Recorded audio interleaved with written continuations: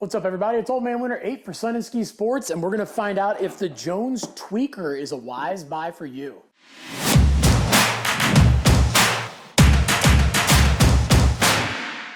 So the Tweaker is definitely a board that sticks out in the Jones lineup, but it sticks out for all the right reasons. It is a fully twin tip board, so obviously it's going to ride the same that way as it does that way. When we look at the bend on this thing, it is a camber. So it's classic camber from contact point to contact point, and it does have their medium 3D contouring. So that's basically where the board has been spooned out a little bit and kind of dished out in the nose and tail. And that goes from your contact points up and around. So this is giving the board a little bit more float if you do get it into some deeper snow, but more importantly, it's helping create a little bit more catch-free, easier feel, and something that doesn't want to be on edge until you're ready to put it on edge. And when you do initiate those turns from heel side to toe side and toe side to heel side, it's going to basically help smooth that transition out. Overall, it does have a little bit more of a medium soft flex, so it does have a nice, easy, playful feel, and it does have their biax fiberglass to kind of complement that, to basically give it that nice, smooth feel, but they do have their B-Comp carbon flax V's up in the nose and the tail, basically going from your bindings up towards your contact points.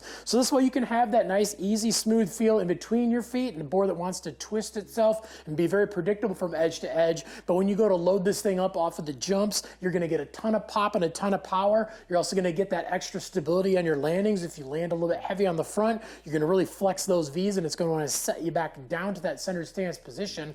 But most importantly, since it is a little bit softer board, you are getting pressure push from your bindings out towards those contact points. So it's helping to spread that pressure out along your edge a little bit more and just give you that better hold. And as if that was enough to give you even more hold, it does have their medium traction tech, which is basically where the edge bumps out in between your bindings and also at your bindings. So instead of just having two main contact points where your carve starts and carve ends, we now have 5 contact points that are going to make this thing rip into those harder, icier conditions a lot more like a board that's on the medium or even a little bit closer to the medium stiff side of things. And then when we look at the base itself, it is their classic sintered 8000 base that is not only durable, but it is incredibly fast as well.